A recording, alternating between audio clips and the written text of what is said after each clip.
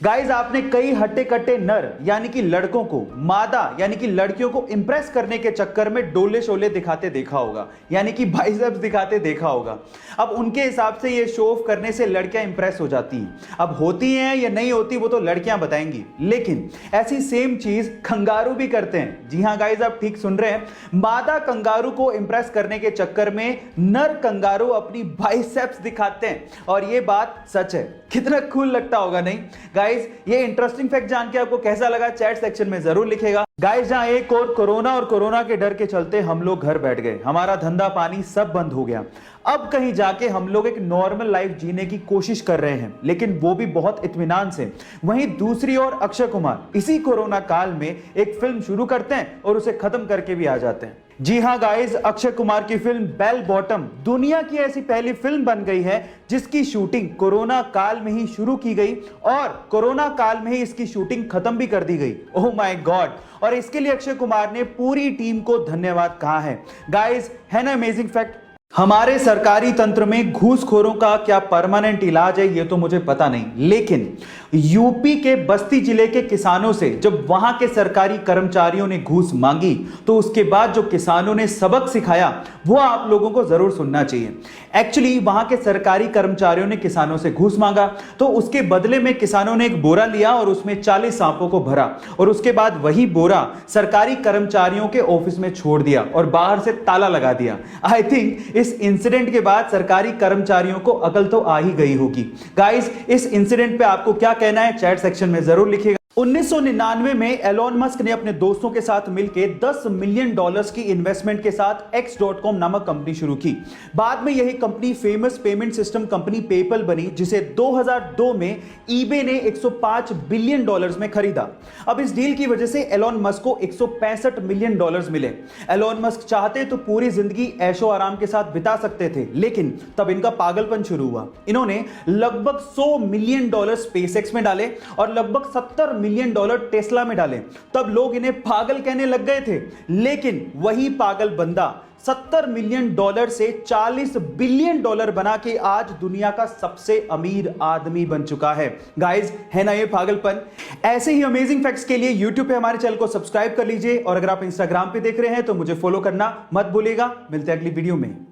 Guys, Japanese लोग technology में तो आगे हैं ही, वो लोग नेचर का भी पूरा ख्याल रखते हैं, क्योंकि वो ये बात जानते हैं कि नेचर है तो इंसान का अस्तित्व है।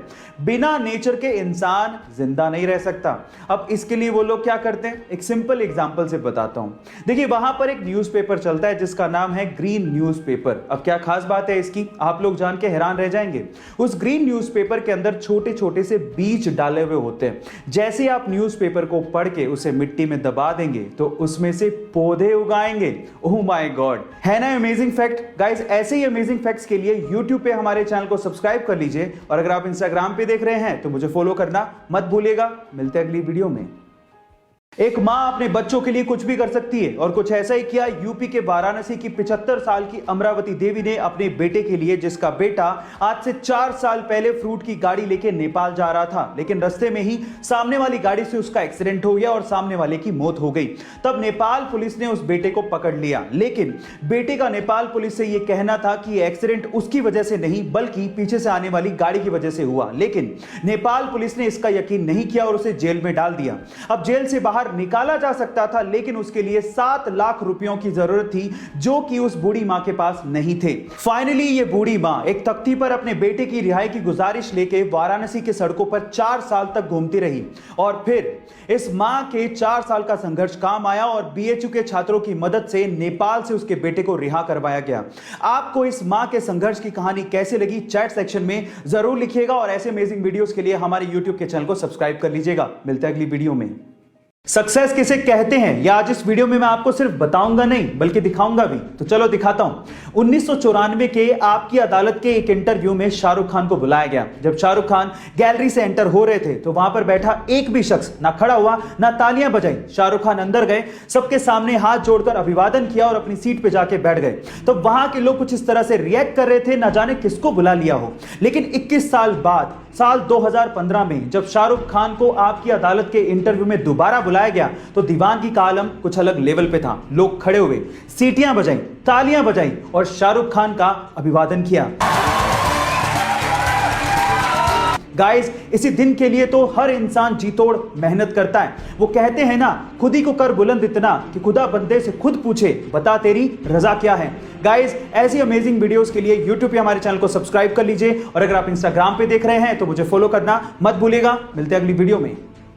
इस अंग्रेजी ने हमारी जान तो निकाल ही रखी है और ये अंग्रेजी अंग्रेजों को भी नहीं छोड़ेगी, देख लेना। अब ऐसे ही कुछ एक फनी इंसिडेंट हुआ जिसे सुनने के बाद आपको बहुत हंसी आएगी। अब आपको भी पता है कि अमेज़न पे सब कुछ बिकता है, तो अमेज़न पे गोबर के उपले भी बिक रहे थे जिसको उन्होंने अंग्रेजी में मेंशन कर रखा था। अंग्रेजी में गोबर के उपलों को होली काओ डंग केक लिखा हुआ था। इसका मतलब लास्ट में था केक। अब किसी ने उसे केक समझ के मंगवा लिया और उसके बाद बकायदा प्रोडक्ट के नीचे रिव्यू भी लिखा, जिस रिव्यू को सुनने के बाद आपको बड़ी हंसी आएगी।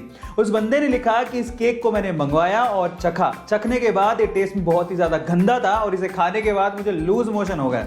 इसके अलावा भी बहुत कुछ लिखा हुआ था जिसे आप प्रोडक्ट साइट पे जाके रिव्यू में पढ़ सकते हो। गाइस, ये फनी इंसिडेंट सुन के आपको कैसा लगा चैट सेक्शन में जरूर लिखिएगा और ऐसे अमेजिंग वीडियोस के लिए यूट्यूब पे हमारे चैनल को सब्सक्राइब कर लीजिएगा और अगर आप इंस्टाग्राम पे देख रहे हैं तो मुझे फॉलो करना मत भूलिएगा। मिलते हैं अगली वीडियो में।